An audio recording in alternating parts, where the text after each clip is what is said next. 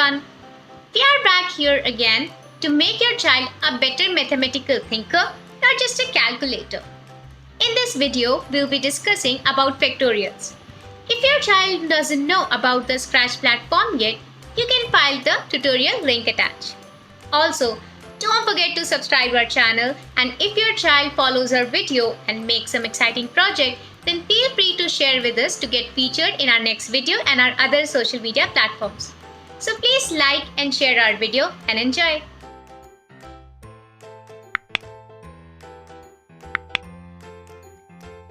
Hey Lavanya, how are you? Hi, I'm fine. How are you? I'm fine as well. So Lavanya, what is the new mathematical concept that you want to explore today with coding? So today I want to revise my concept of multiplication, but not in the traditional way, like 5 times 1 is 5, 5 times 2 is 10.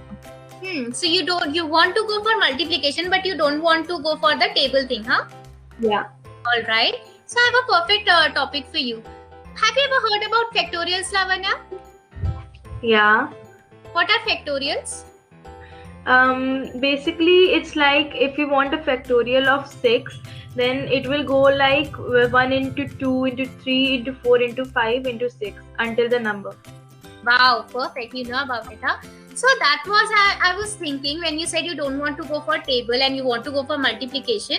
What we can do, we can make a project on using the concept of factorial, right? We can simply do the coding in Scratch like this only. So how can we do the coding?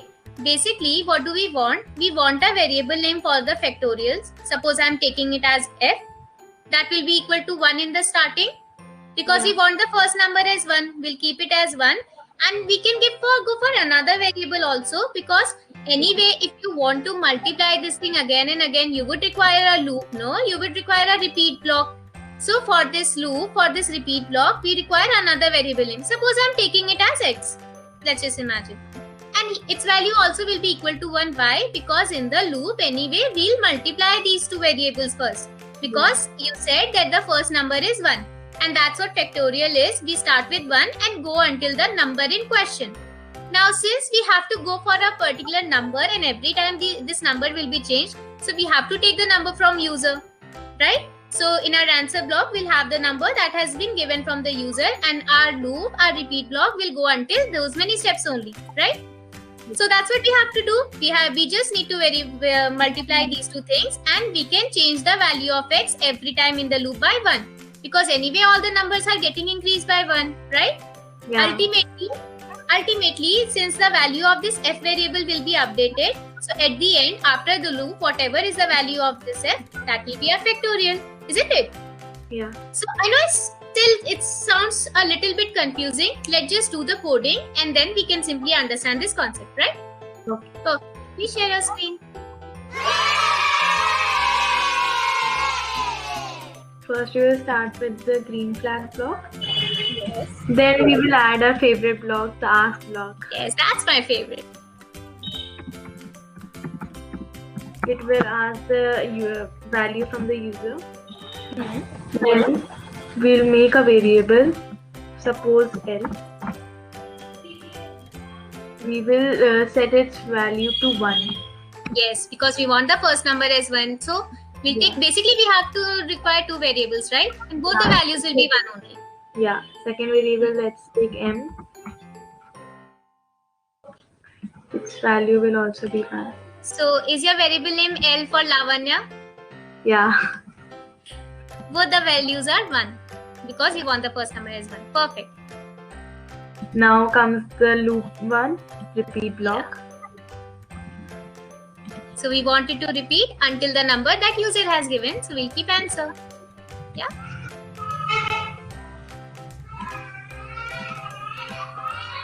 So your variable M is the variable for the factorial? Yeah. Perfect. So this value of this M variable will be set as? Will be set as L into M. Yes. And since both the values are 1, so first number will be 1 only. Yeah.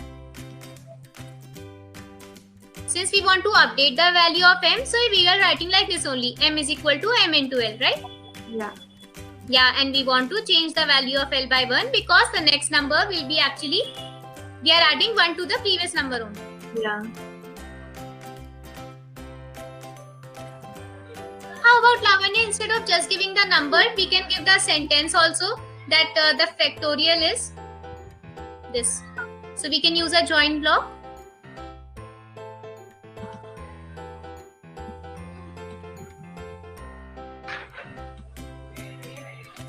Yes.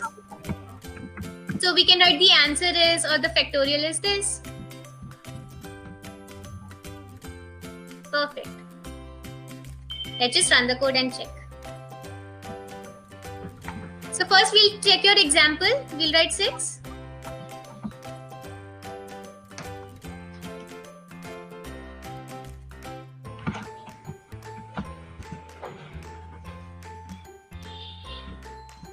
Yeah, it's working correctly. It's working fine. What is the number that you gave? 5. 5. So 1 into 1 is 1. Then 1 into 2 is 2. Then 2 then into how is it happening? 2 into 3 is 6. 6 into 4 is? 24. And 24 into 5 is?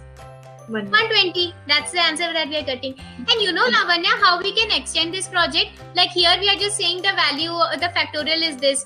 What we can do, we can add another join block where we can say that the factorial of this number, we can give the answer variable, and then we can write is, and we can give the m variable.